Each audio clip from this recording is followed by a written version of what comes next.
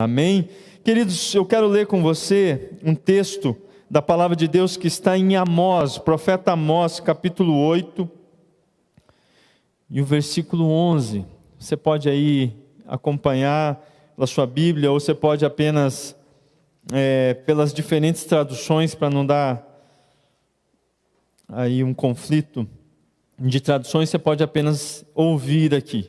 A palavra do Senhor diz assim: eis que estão chegando dias, previne o Senhor Adonai, em que mandarei a fome sobre toda esta terra. Não simplesmente a fome por comida, nem a sede de água, mas a fome e a sede de ouvir e se alimentar da palavra do Senhor. Mais uma vez, eis que estão chegando os dias, previne o Senhor, em que mandarei fome sobre toda essa terra. Não simplesmente fome por comida, nem sede de água, mas a fome e a sede de ouvir e se alimentar da palavra do Senhor. Amém? Queridos, eu quero começar esse tempo aqui fazendo uma pergunta para você. Você não precisa levantar a mão, nem me responder, mas pense com você mesmo. Você tem fome e sede de Deus? Essa é a pergunta que o Senhor tem feito a mim, e é a partir desse questionamento do Senhor que essa palavra começou a surgir. Essa palavra, como sempre nós dizemos aqui, toda palavra que é ministrada tem que tocar primeiro o pregador. E não foi diferente comigo. Deus tem feito essa pergunta a mim, e eu quero compartilhar com você. Você tem fome e sede de Deus? Amém. Seja sincero com você mesmo. Nos seus dias, no meio da sua rotina, quando as coisas ordinárias da vida, as coisas estão acontecendo, você percebe uma fome, uma sede intensa por Deus, pela presença de Deus, pelo relacionamento com Ele, uma fome pela palavra, pela presença, pela vida de Deus, não aqui. Aqui é um ambiente maravilhoso, querido, e é um privilégio para nós termos um local como esse, uma estrutura como essa, uma programação como essa, onde tudo favorece para que nós nos aproximemos de Deus. Mas a questão é, essa fome, essa sede, ela permanece, ela se perpetua na sua e na minha vida em outros momentos, em outros ambientes. Você sente uma real e profunda necessidade de Deus?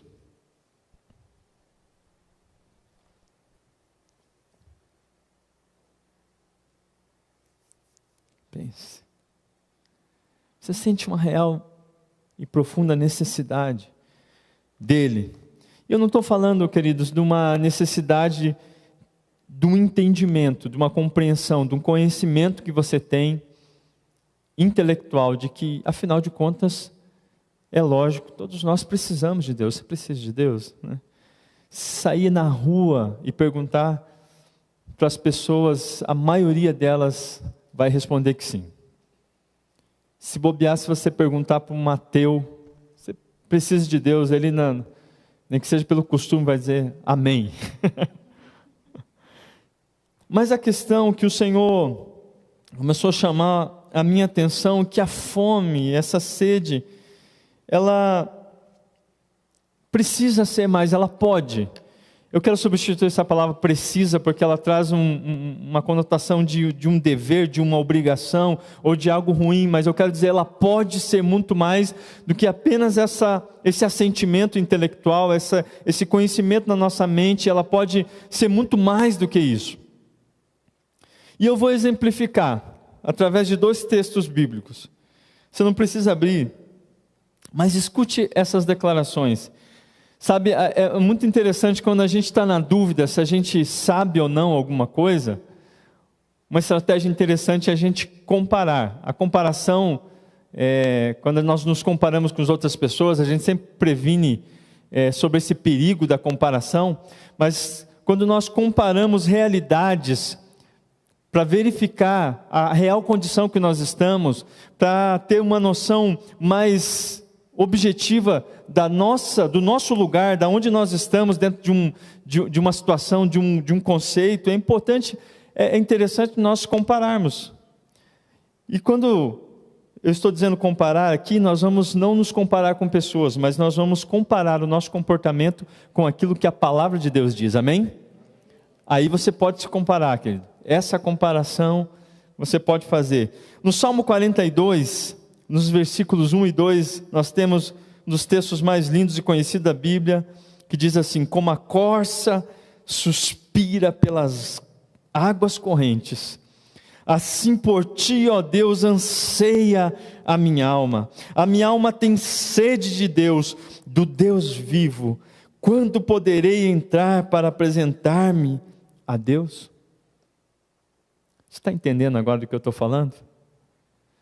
Não estou falando apenas de um sentimento intelectual, estou falando disso. Como a corça suspira pelas correntes das águas, assim por ti, ó Deus, anseia a minha alma tem sede de Deus, do Deus vivo. Agora veja comigo o texto de Salmo 63, versículo 1. Ó Eterno, Tu és o meu Deus, a Ti eu busco dia e noite. A minha alma tem sede de Ti. Todo o meu ser anela pelo refrigério da Tua presença, numa terra árida, exausta e sem água. Você está entendendo do que eu estou falando agora? Muitas vezes a gente lê esses textos, eles são extremamente poéticos, mas aqui era uma pessoa real, alguém real, falando de um sentimento real, de uma necessidade real. Você compreende isso? Diga amém. Queridos, é disso, os professores de português aqui, é disto que eu estou falando. É disso que eu estou falando. É desse anseio, é dessa necessidade, não apenas, como eu disse, uma ideia na nossa cabeça, mas é como o ar, como alguém que está tendo uma crise de bronquite, de asma e está faltando ar. Esse tipo de necessidade que nós vemos aqui. Você sabe quem falou essas coisas? Sabe quem falou isso? Se você falar que foi o Fernandinho, eu jogo essa brincadeira. Quem falou isso foi Davi, né?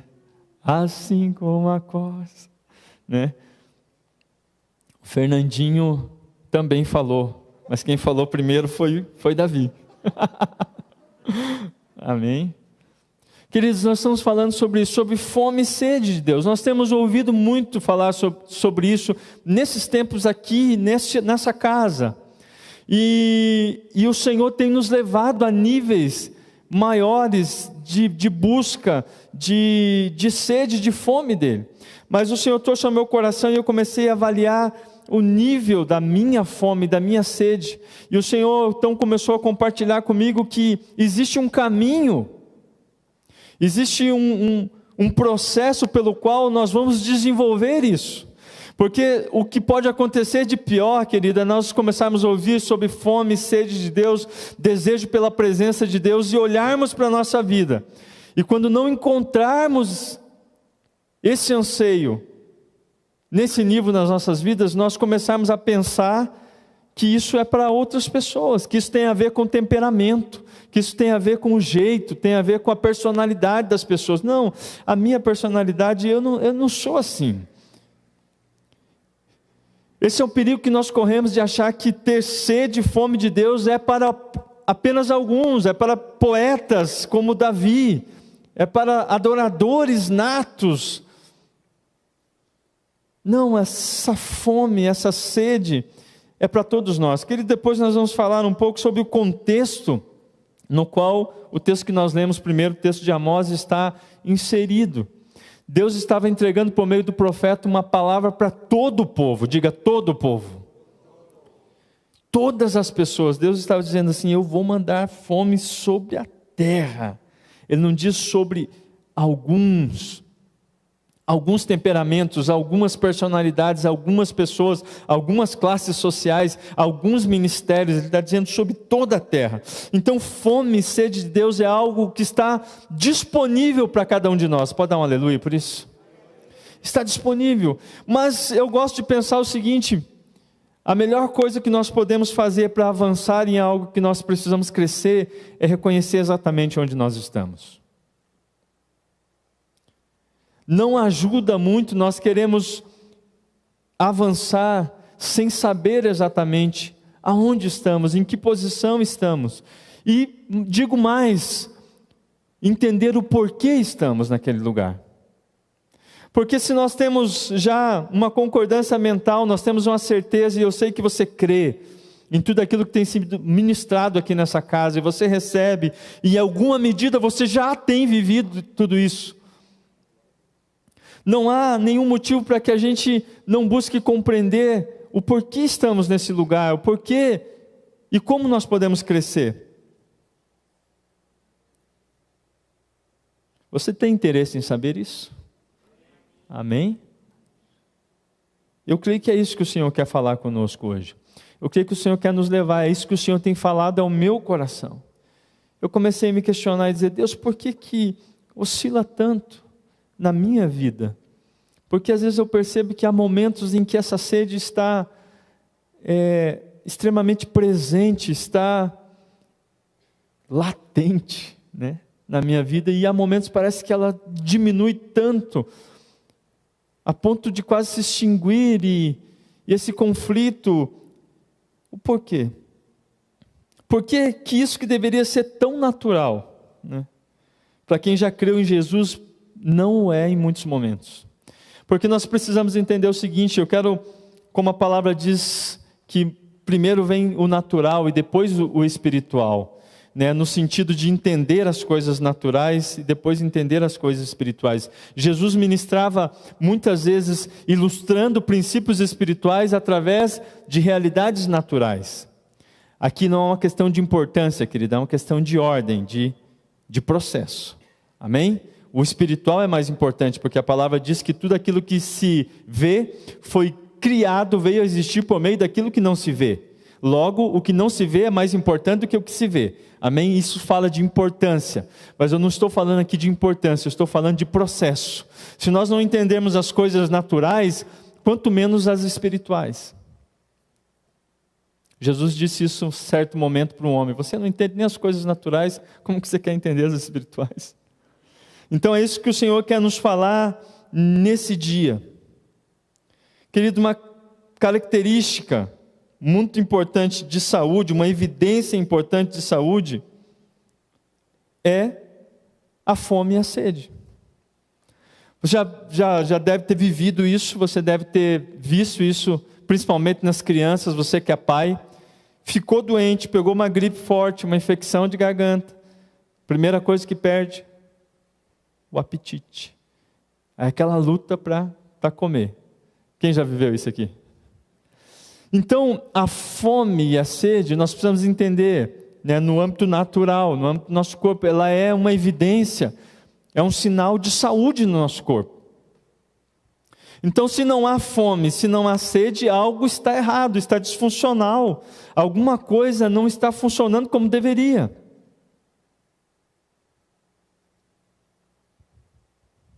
Concorda comigo? Então a fome e a sede, ela é uma evidência. Ela é uma evidência de saúde. Agora o contrário também é verdade. Se alguém está saudável, se alguém está com as suas funções biológicas perfeitamente funcionando, é natural que essa pessoa tenha sede e tenha fome. Amém? Você está me acompanhando aqui? Tenha um pouco de paciência comigo. Você fala assim, pastor, até agora você foi o profeta do óbvio. Amém?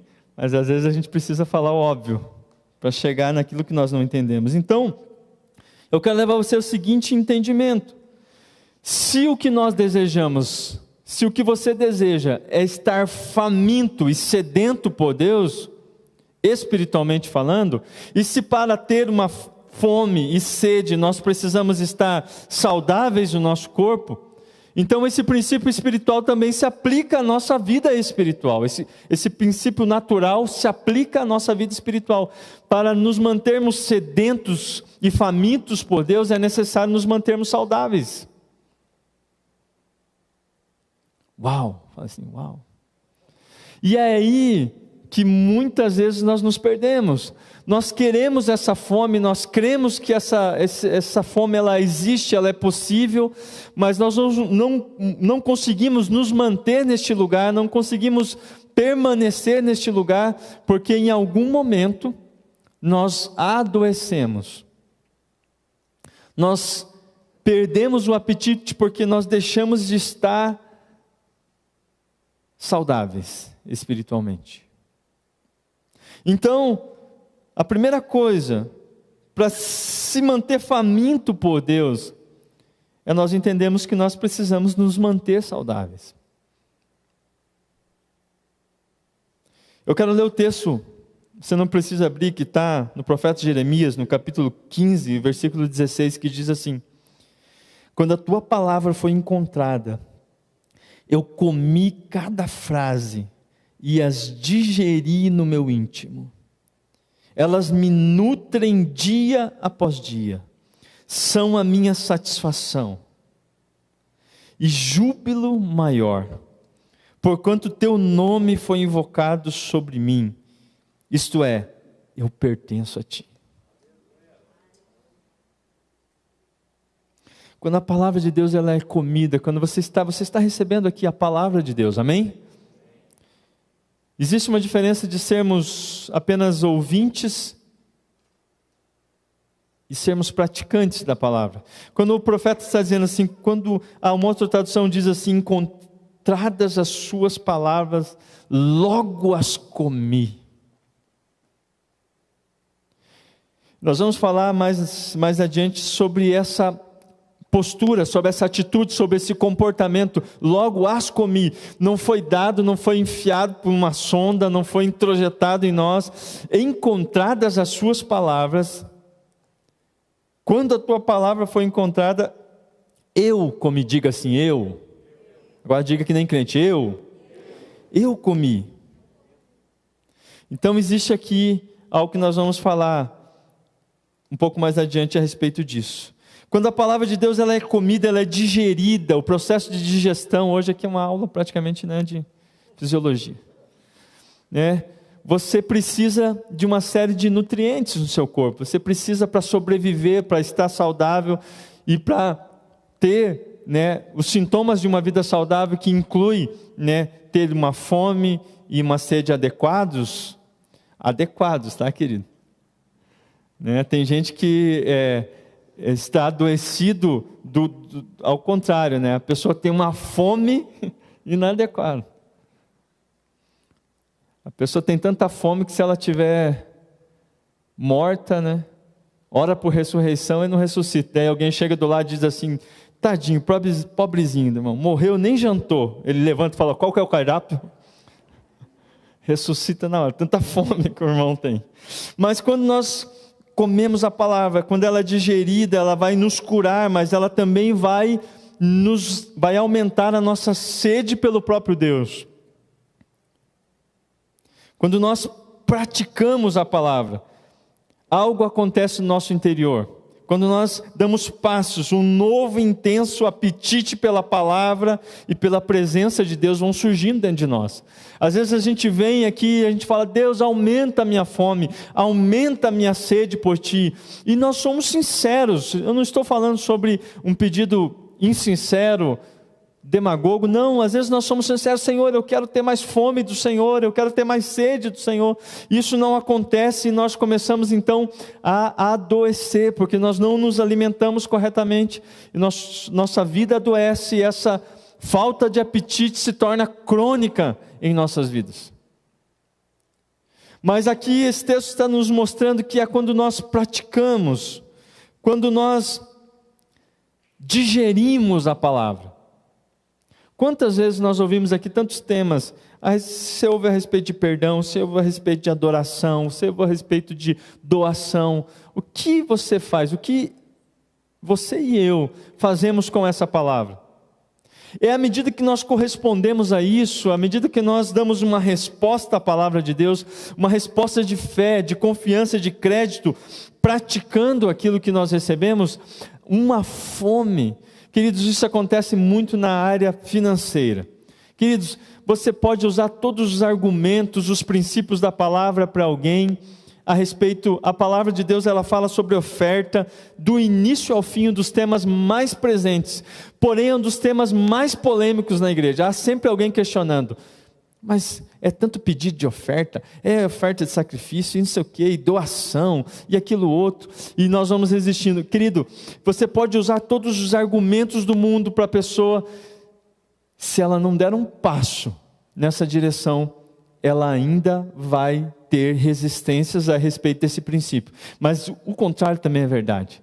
Querido, alguém que dá um passo na direção de ofertar, que crê nessa palavra e oferta e avança, ninguém convence mais essa pessoa de que o ofertar não é um princípio da palavra. Não há. Pode alguém trazer o argumento mais elaborado do mundo, não vai, porque ela experimentou algo que se transformou numa verdade interior. Você está entendendo? Diga amém. Então, queridos, quando nós praticamos a palavra, quando nós exercemos algo para além da nossa compreensão, para além do nosso entendimento, acontece. Não é apenas uma verdade que nós conseguimos compreender, mas a nossa forma de compreender muda. Aleluia. Não é apenas uma necessidade que a gente já sabia que tinha, que é suprida, mas um novo nível de necessidade passa a existir na nossa vida. Querido, é algo precioso quando nós começamos a viver a palavra, nós começamos a perceber que existem muitas coisas importantes que nós nem sabíamos que existiam antes. Nós estávamos às vezes tão restritos a coisas tão pequenas, tão mesquinhas, a necessidades tão minúsculas, e de repente a palavra de Deus vem e nos impacta, e a gente percebe que nós necessitamos de muito mais do que aquilo que a gente precisava. A fome e a sede aumentam, querido. Sabe, nós estamos aqui, tem criança aqui, mas hoje nós vivemos uma geração massacrada pela perversão sexual, pelos pecados na área sexual, da pornografia, do vício, da prostituição. E muita gente que está cega espiritualmente, argumenta e até tenta se defender a respeito disso, dizendo assim: por que eu deveria ser restringido de algo que é tão natural? Você já ouviu esse questionamento? Vocês são muito religiosos, vocês são muito legalistas, vocês são muitos fariseus, vocês querem restringir uma necessidade natural do ser humano. Queridos, é só o que eles conseguem ver. Mas quando Deus, lembrando-se sempre que foi Deus quem teve essa ideia, não foi o diabo, tá, querido? Talvez você inconscientemente creia nisso, mas quem pensou, planejou e colocou em nós essa área da nossa vida, essa dimensão da nossa vida, foi o próprio Deus. Quando Deus colocou isso em nós, Ele estava pensando numa necessidade muito maior do que essa necessidade física, humana, instintiva, natural. Passava por isso também, mas vai muito além, vai para um lugar de intimidade, de comunhão, de ser um com alguém, de ser uma só carne. Você está entendendo, querido? Quando nós entendemos, praticamos, damos um passo na palavra de Deus, nós descobrimos necessidades muito mais profundas do que a gente imaginava ter. Isso acontece da mesma forma com o nosso relacionamento com Deus. Talvez você foi educado, foi instruído a se relacionar com Deus pequeno demais, então a sua necessidade por Ele também vai ser pequena demais. Talvez a sua falta de apetite por Deus, talvez a minha falta de apetite por Deus, tenha a ver com uma visão distorcida de quem Ele é. E nós vamos adoecendo, nós vamos permanecendo. O apóstolo Pedro, na sua segunda epístola, no capítulo 1, versículo 5, ele diz o seguinte, que a pessoa que não permanece, não persevera nessas coisas, ela está... Eu quero ler esse texto com você. Ele diz, ela está desapercebida, está cego, ou no máximo como alguém que enxerga só aquilo que está perto. 2 Pedro,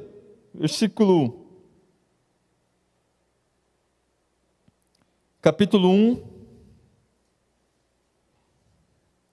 versículo 9, Antes disso, ele está dizendo sobre um processo de desenvolvimento, de maturidade, onde nós somos chamados a sermos protagonistas. Diga, protagonista. Ele diz assim, a partir do 5: por isso mesmo, aplicando todo o vosso esforço, acrescentai a virtude à vossa fé, e o conhecimento à virtude, e o domínio próprio ao conhecimento, e a perseverança ao domínio próprio, e a piedade à perseverança, e a fraternidade à piedade, e o amor à fraternidade. Ele está dizendo aqui sobre uma receita. Se imagine fazendo uma receita. Você coloca um ingrediente, daí você acrescenta mais um, você acrescenta mais um tempero, você acrescenta mais um condimento, e você vai formando a sua receita. Ele diz assim, usando todo o esforço, fazendo todo o esforço, você vai acrescentando essas virtudes à sua vida em fé. Então no versículo 8 ele diz assim: portanto, se essas virtudes, essas que ele descreveu antes, existirem e crescerem em vós, elas não vos deixarão ociosos, nem tampouco infrutíferos no perfeito conhecimento de nosso Senhor Jesus Cristo. Ele fala assim, então se esse processo de manter-se alimentado, de manter-se crescendo, existir e permanecer e crescer em você, você não vai ficar nem ocioso, nem infrutífero. Então vem o 9, ele diz, pois aquele em quem essas virtudes não habitam, age como quem não pode ver, ou enxerga somente o que está perto, tendo se esquecido da purificação dos seus antigos pecados. Está entendendo agora? Quando nós não avançamos na palavra de Deus, não progredimos na prática da palavra de Deus, a tendência é que a gente vá se esquecendo até daquilo que a gente já foi purificado. Ao invés da nossa fome, da nossa sede por Deus aumentar, ela tende a diminuir. Está entendendo? Existe um lugar, querido, de intencionalidade. Outro dia o Sérgio ministrou aqui, falando que Deus tinha dado uma palavra através de alguém a respeito da identidade da nossa igreja, que havia intencionalidade. Essa palavra é para você, querido. Receba em nome de Jesus. Você não é alguém passivo. Você não é alguém paralisado. Você é intencional, em nome de Jesus. Intencionalidade, ele diz, se essas virtudes existirem, elas vão fazer vocês crescerem, e vocês vão ser frutíferos, e vão conhecer, ele fala sobre o perfeito conhecimento de Jesus. O conhecimento de Deus que nós temos, a revelação de Deus que nós temos, está intimamente ligado à nossa correspondência à palavra dele. O Senhor diz na sua palavra, achegai-vos a mim, e eu me achegarei a... O Senhor se revela a nós, o primeiro passo é sempre dele. O Senhor se revela a nós, mas Ele não invade as nossas vidas, Ele não impõe o seu poder, Ele não impõe esse relacionamento a nós, Ele se revela, Ele se mostra, Ele se apresenta inconfundível e indescritível para nós. Mas é necessário que a gente dê um passo. E à medida que nós correspondemos a isso, querido, é assim que a nossa fome, a nossa sede por Ele vai aumentando.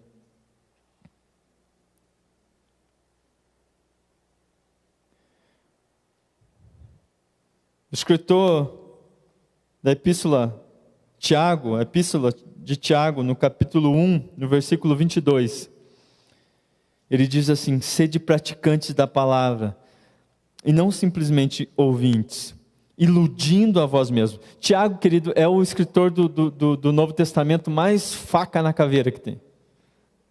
Ele pula direto na jugular. Ele não faz rodeios, não agrada ninguém, não passa pano em ninguém. Ele diz assim, gente, é o seguinte, aqui na versão street aqui, do pastor Valdeir. Gente, se você só ouve a palavra e não pratica, você está se enganando. Você está se iludindo. Isso não te acrescenta nada, cara. Sai dessa. Ele diz, porquanto se alguém é ouvinte da palavra e não é praticante, é semelhante a um homem que contempla o próprio rosto no espelho. E depois de admirar a si mesmo, sai e logo se esquece da sua palavra, da sua aparência. Queridos, a palavra de Deus é esse espelho no qual nós vemos a nossa verdadeira realidade. É um espelho diferente. A palavra de Deus não é um espelho que mostra apenas a nossa condição, o nosso estado momentâneo. Ela mostra isso também, ela revela isso também, mas ela mostra quem nós podemos ser. Você pode dar um aleluia por isso? O espelho mais impressionante que tem é um espelho. Sabe quando você olha lá no seu espelho natural e fala assim, ai que bom se não tivesse essa ruguinha, esse cabelo branco aqui, essa olheira, essa aqui. A palavra de Deus, ela é como se fosse um espelho e fala assim, olha, está tudo aqui, ó, todas as imperfeições da sua aparência, mas aqui também eu estou mostrando como você seria, como você será, quando todas essas imperfeições forem removidas. Uau! Pensa na pessoa linda que você veria ali. Dá um amém, querido. Que baixa autoestima é essa? Diga amém. Você já é lindo agora, imagine quando tudo se completar. Querido, você tem que vibrar com isso. Amém? Mas quem não pratica, quem não dá esse passo, vai esquecendo, se olha, ao sair dali, esquece da sua aparência, esquece, tanto como diz o texto de Pedro, esquece até dos seus antigos pecados, e esquece também da proposta maravilhosa de Deus, do que poderia se tornar, do que poderia vir a ser. Então a sede de Deus, ela é um constante corresponder.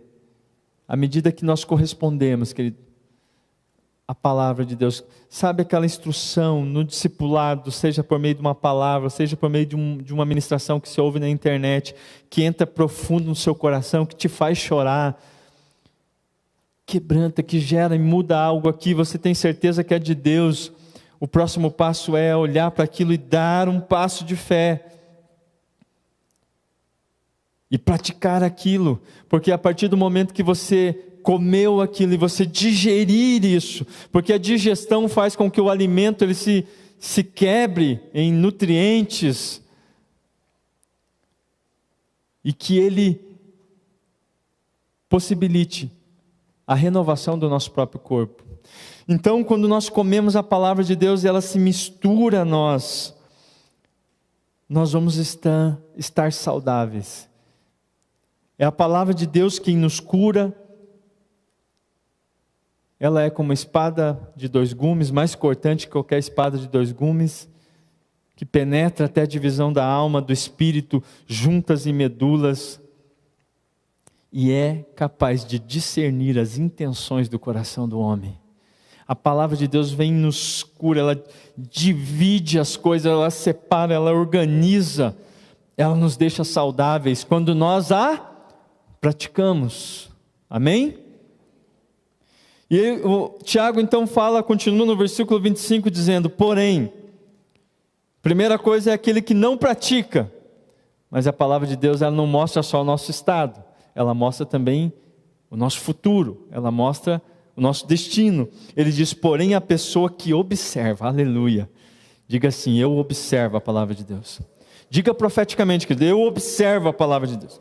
Observar aqui não é apenas observar, ver com os olhos, mas é praticar. Atentamente a lei perfeita, a lei da liberdade, nela persevera, não sendo ouvinte negligente, mas praticante zeloso. Aí vem a promessa. será muito feliz em tudo que empreender. Queridos, qual é? Me responde. Qual é? Nada contra, tá? Sou muito grato. Mas qual é o coach? Qual é o palestrante motivacional? Ou mesmo o pastor, pastora, ministério, que oferece garantia de 100% para você em tudo que você empreender? Faça o curso tal e eu dou garantia total, 100%. Ou o seu dinheiro de volta. Garantia total, o seu dinheiro de volta, de 100% em tudo que você fizer. Tudo, tudo, tudo. Pensa em qualquer coisa, em qualquer circunstância, você vai ser bem sucedido.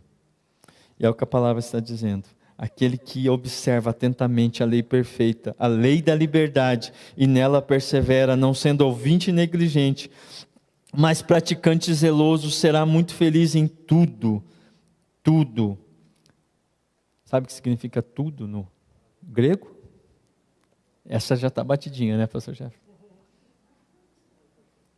Mas é boa. Tudo no grego significa tudo. Tudo. Tudo. Queridos, então o que impede? O que impede que a nossa fome por Deus ela se mantenha e ela cresça cada vez mais? O que inibe a nossa fome? A nossa fome? Falta de intencionalidade em relação à palavra. Eu olho para a minha vida e eu observo, às vezes, em que essa fome diminui, em que ela esmaece, ela enfraquece. Se eu for bem sincero comigo mesmo, eu vou olhar e vou perceber sempre uma negligência. O Tiago, como eu falei, o Tiago ele não passa pano, ele não usa a palavra negligência. Eu fico imaginando Tiago pregando aqui. Você é relaxado. Relaxado. Falta de intencionalidade em relação à palavra. A intencionalidade tem a ver com uma decisão de ir, aplicar, sabe, esperando, tendo uma expectativa de um resultado com base no quê? Naquilo que a palavra de Deus disse. Às vezes a gente diz assim, eu creio nessa palavra. O pastor Marcelo ministrou aqui, né? Você recebe uma palavra profética e você diz, eu creio, eu recebo, né? E assim, a gente tem a mania, né? A gente aperta com força a mão assim. Fecha o olho com força, parece que assim eu recebo mais, né? Eu recebo, Senhor. Mas falta intencionalidade. Falta a nós essa intencionalidade. E nós vamos então nos justificando de fracasso em fracasso, ao invés de viver de fé em fé. Nós vamos de decepção em decepção, e frustração em frustração, ao invés de vivermos de glória em glória. Porque falta intencionalidade. Outra coisa que muitas vezes falta, que está muito ligado a isso, falta protagonismo. Protagonismo tem muito a ver com intencionalidade, mas é uma coisa distinta. Protagonismo é você entender que você não é um boneco na mão de Deus, no projeto de Deus. Você é filho. Amém? Foi o que foi ministrado aqui semana passada, nós somos filhos, somos chamados à mesa de Deus. Sentamos à mesa dele, e depois que nós sentamos à mesa e percebemos tudo aquilo que é nosso, tudo aquilo que nós somos e temos nele, automaticamente nós somos desafiados a sair e a anunciar isso para outros. Nós somos chamados a participar ativamente, nós somos chamados a assumir um lugar. Querido, não é que Deus precisa de nós, mas Ele escolheu fazer dessa maneira, Ele escolheu fazer em parceria conosco.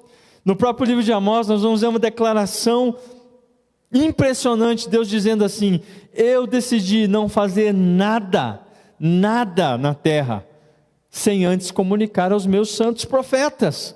Então Deus está limitado aos profetas? Não, Deus escolheu fazer dessa maneira. Ele pode fazer de qualquer outra maneira, mas Ele escolheu fazer por meio de mim e de você. Protagonismo, querido. Nós somos uma geração que está sendo desafiada a assumir um protagonismo. Essa semana eu ouvi testemunhos tremendos de pessoas que têm assumido o protagonismo, querido. Diante da palavra, olha, essa palavra ministrou, vou mandar lá o link dessa palavra para aquele colega de trabalho. Não sei o que vai acontecer, não sei como ele vai reagir, não sei o que ele vai pensar, só vou mandar, querido.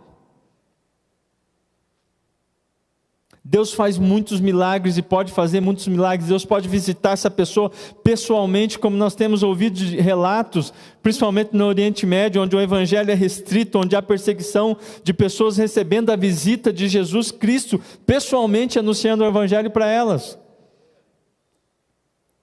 Nós temos ouvido testemunhos assim. No entanto, esse é uma exceção e não a regra. Ele escolheu ser conhecido a manifestar a sua multiforme sabedoria, tanto a anjos como a homens, por meio da sua igreja.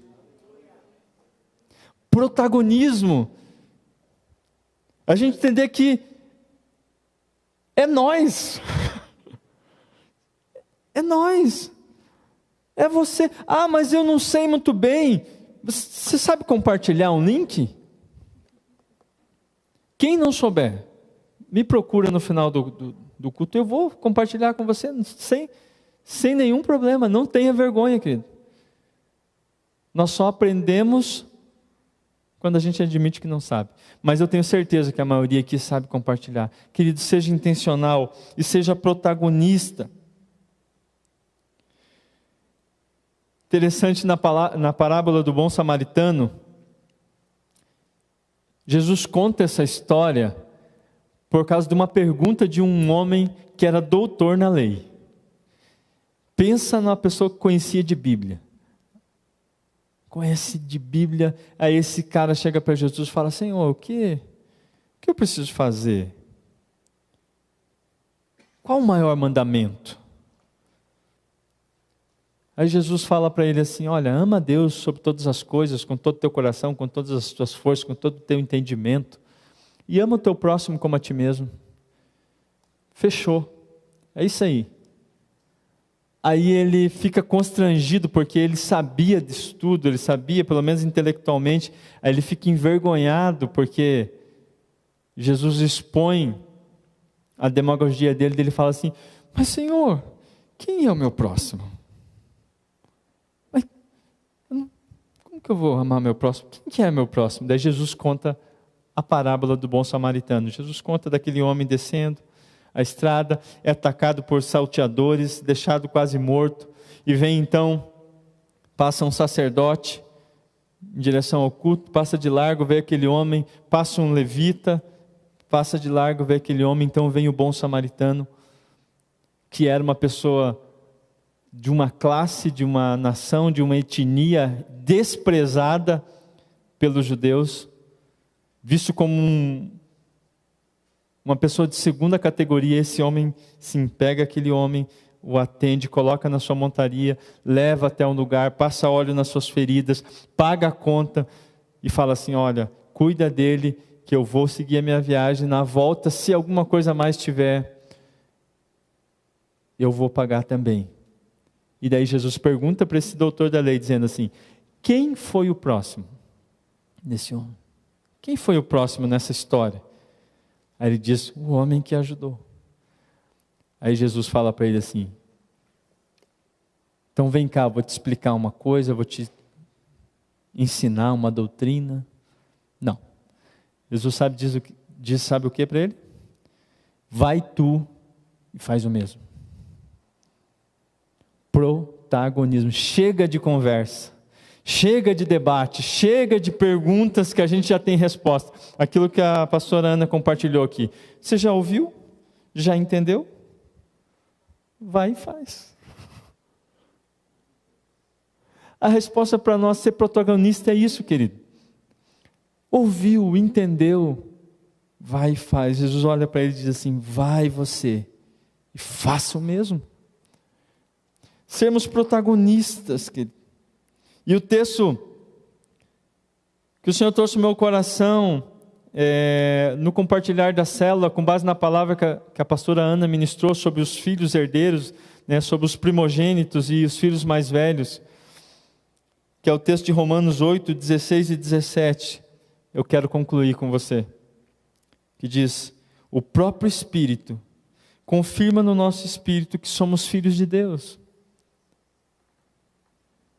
O Senhor me fez lembrar ali de algo precioso. Ele não confiou isso a profetas, a homens, a apóstolos, a ninguém. Ele diz: o próprio Espírito do Senhor confirma no nosso espírito que somos filhos de Deus. Eu gosto da tradução que diz que ele confirma, testifica que de fato somos filhos de Deus. E se somos filhos, somos também herdeiros. Herdeiros de Deus e co-herdeiros com Cristo, se com Ele sofremos, para que também com Ele sejamos glorificados. Queridos, Jesus é o maior exemplo de sede e fome por Deus. Davi foi talvez um dos maiores vultos no Antigo Testamento, um exemplo até hoje, uma referência de adorador, mas ninguém teve mais fome do Pai, da presença, do relacionamento com o Pai, do que Jesus. E nós vemos isso nas palavras de Jesus dizendo assim: aquilo que eu vejo o Pai fazer, isso eu também faço. Ele diz assim: o meu Pai trabalha até agora, e eu trabalho também. Ele diz o seguinte: as palavras que eu vos tenho dito, são as palavras que eu ouvi do meu Pai. Sabe, porque Jesus tinha uma sede imensa, tremenda, pelo esse relacionamento com o Pai. O texto da palavra de Deus diz que, depois de dias extremamente extenuantes, ministrando, curando pessoas, ministrando a palavra, andando a pé por várias regiões, ao cair da noite, ele se retirava para lugares desertos, e ali orava, sede de Deus. Você quer ter essa sede de Deus? Porque Jesus tinha essa sede de Deus, porque ele ouvia as palavras do Pai. Ele falava assim: nada do que eu digo de mim mesmo, mas sim daquilo que eu ouço do meu Pai. Praticar a palavra, viver a palavra, andar na palavra, é o que vai nos manter sedentos por Deus. Não é apenas pedir, nós podemos pedir, mas o Senhor nos dará oportunidades de crer quando nós pedirmos. Senhor, eu quero sede do Senhor. O Senhor vai nos dar oportunidades de crer, oportunidades de praticar, de corresponder à sua palavra, porque nós somos filhos. Mas mais do que filhos, nós somos herdeiros de Deus, e nós somos co-herdeiros com Cristo. Queridos, se esse texto não tivesse na Bíblia, eu teria temor de dizer isso, mas é exatamente o que está dizendo. Co-herdeiro é aquele que herda com a mesma herança, no mesmo nível. Jesus compartilhou conosco o mesmo nível de herança que Ele mesmo tem. E a fome que ele tem pelo relacionamento com o Pai está nesse pacote. Está nesse pacote. Eu tenho entendido então que fome e sede é para quem está saudável. E só está saudável quem vive e pratica a palavra de Deus. Porque em nós mesmos, querido, nós somos essencialmente doentes. Foi por isso que Jesus disse: eu não vim para os sãos, mas eu vim para os doentes. Agora, pense comigo, use a sua mente santificada, renovada, inteligente. Acaso você acredita que de fato existe alguém são? Ou que Jesus estava dizendo: eu vim para aqueles que admitem que estão doentes, e se admitem que estão doentes, podem ser curados, e se são curados, podem ter sede e fome de Deus, como uma expressão natural do ser. Você deseja isso? Você tem fome e sede de Deus? Você quer crescer na sua fome e sede de Deus? Então fique em pé aí no seu lugar. Aleluia. Queridos, eu não sei de que forma o Senhor vai escrever essa palavra no seu coração, mas eu sei com toda certeza que Ele quer. E como eu disse no começo, querido, uma forma de ministração foi oferecida a você, mas ela não é a única. Existe um outro canal, que é o próprio Espírito de Deus, testificando aí dentro de você, falando de dentro para fora, usando muitas vezes a sua boca e as suas palavras para ministrar seu próprio coração. Então seja agora intencional, seja protagonista. O Senhor quer gerar sede no nosso coração. Há uma unção liberada de Deus para nós. Há uma graça liberada para nós. O que nós faremos com isso? Não há impedimentos. Não há impedimentos, não há barreiras. Agindo Ele, ninguém impedirá. E Ele está agindo neste lugar. Ele está agindo em você nessa hora. É um tempo de ser despertado para uma sede e uma fome, por meio de uma compreensão de Deus, que vem pela fé. Mas a fé, ela se move pela fé. Pela fé Abraão saiu da terra dos seus pais.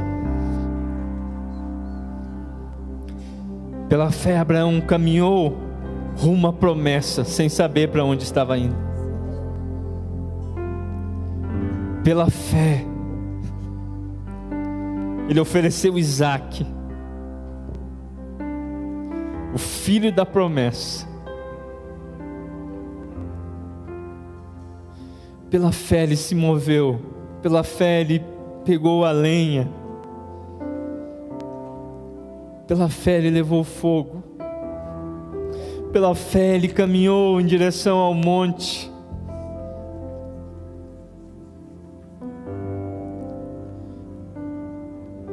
O que você vai fazer hoje? Qual a atitude, qual é o comportamento que o Senhor está falando no seu coração agora, que vai despertar você para um novo nível de relacionamento com Ele, para uma nova visão dEle, para uma nova visão do propósito dEle na sua vida, uma nova visão de quem você é nele?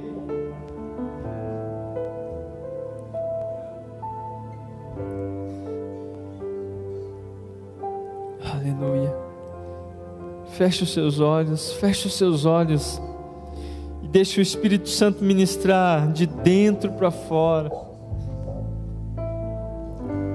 Eu não sei qual é o passo que você precisa dar, mas Ele sabe, você sabe também. E o desafio dele hoje é: se mova, se mova.